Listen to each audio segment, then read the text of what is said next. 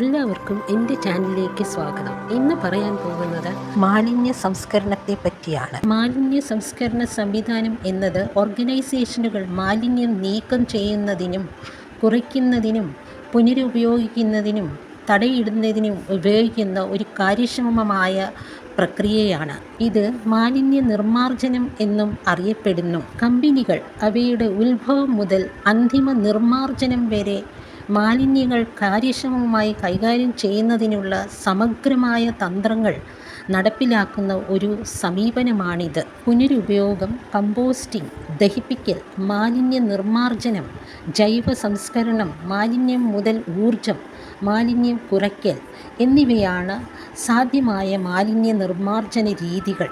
മാലിന്യ സംസ്കരണത്തെ സംബന്ധിച്ചിടത്തോളം മാലിന്യ ഉൽപ്പാദനം മുതൽ നീക്കം ചെയ്യാൻ അല്ലെങ്കിൽ വീണ്ടെടുക്കൽ വരെയുള്ള മുഴുവൻ ജീവിത ചക്രത്തിലും മാലിന്യം കൈകാര്യം ചെയ്യാൻ ഉപയോഗിക്കുന്ന നടപടികളാണ് ഇത്. ഒന്നിലധികം മാലിന്യ സംസ്കരണ തന്ത്രങ്ങളും രീതികളും ലഭ്യമാണ്. ആധുനിക മാലിന്യ സംസ്കരണ തന്ത്രങ്ങൾ സുസ്ഥിരതയെ ലക്ഷ്യമാക്കിയുള്ളതാണ്. മാലിന്യ നിർമ്മാർജ്ജനത്തിനുള്ള മറ്റ് ബദൽ സംവിധാനം എന്താണെന്ന് നോക്കാം.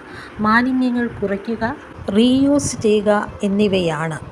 റീസൈക്ലിംഗ് എന്നാൽ ഫിസിക്കൽ റീപ്രോസസ്സിംഗ് എന്ന് അറിയപ്പെടുന്നു. പ്ലാസ്റ്റിക്, ഗ്ലാസ്, ലോഹങ്ങൾ തുടങ്ങിയവ അജൈവ മാലിന്യങ്ങൾ സംസ്കരിക്കുന്നതിന് റീസൈക്ലിംഗ് അനുയോജ്യമാണ്.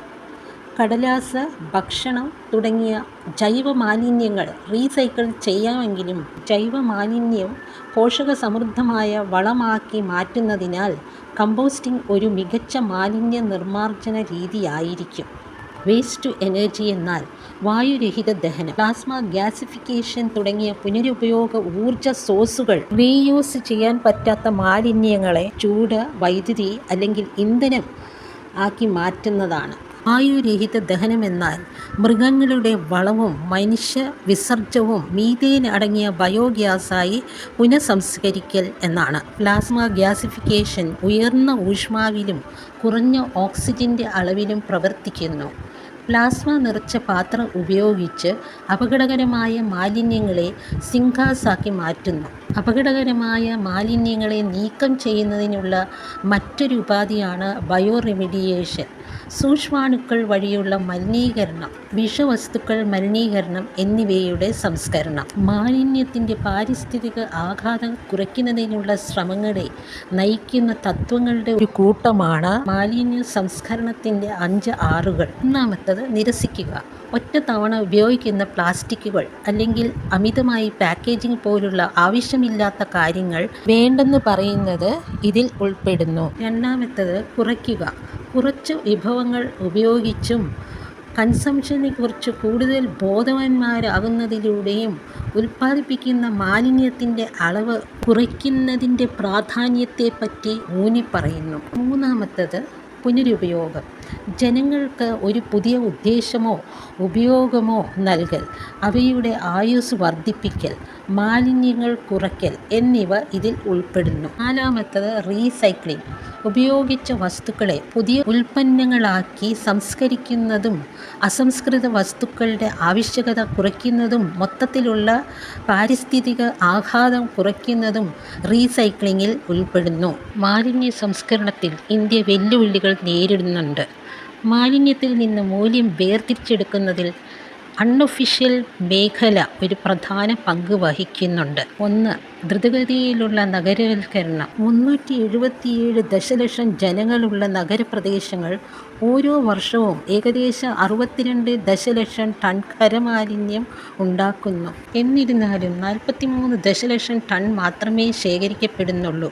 ബാക്കിയുള്ളവ ശുദ്ധീകരിക്കപ്പെടാതെ അല്ലെങ്കിൽ മണ്ണിടിച്ചിലിൽ അവസാനിക്കുന്നു. 2. ഈ മാലിന്യം വർദ്ധിച്ചു വരുന്ന ആശങ്കയാണ്. ഈ മാലിന്യ ഉൽപ്പാദനത്തിൽ ഗണ്യമായ വർധനവ് കാണിക്കുന്ന പ്രവചനങ്ങൾ.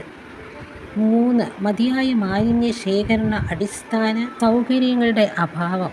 ചൈനയിലെ 700 ദശലക്ഷത്തെ അപേക്ഷിച്ച് 21 ദശലക്ഷം മാലിന്യ ശേഖരണക്കാർ മാത്രമാണ് ഇവിടെ ഉള്ളത്. പുനരുപയോഗിക്കുന്ന വസ്തുക്കൾ തരംതിരിക്കലും ഒരു പ്രശ്നമാണ്. കാരണം ഏകദേശം 30% മാലിന്യങ്ങൾ മാത്രമേ ശരിയായി തരംതിരിച്ചിട്ടുള്ളൂ. അലൂമിനിയം, പ്ലാസ്റ്റിക് തുടങ്ങിയ വിലപിടിപ്പുള്ള വസ്തുക്കളെ പുനരുപയോഗിക്കുന്നതിന് പകരം മാലിന്യ കൂമ്പാരങ്ങളിലേക്ക് നയിക്കുന്നു. മാലിന്യ സംസ്കരണ പ്രക്രിയ മെച്ചപ്പെടുത്തുന്നതിന് മാലിന്യ ഉൽപ്പാദനം കുറയ്ക്കുക, പ്രചാരണങ്ങളിലൂടെ പൊതുജനങ്ങളെ ബോധവൽക്കരിക്കുക, മാലിന്യ സംസ്കരണ രീതികൾ ഉത്തരവാദിത്തത്തോടെ പിന്തുടരുക തുടങ്ങി നിരവധി മാർഗങ്ങളുണ്ട്. മാലിന്യ സംസ്കരണ വ്യവസായം തൊഴിലവസരങ്ങൾ സൃഷ്ടിക്കുന്നതിനും സാമ്പത്തിക വികസനത്തിനും അവസരമൊരുക്കുന്നു.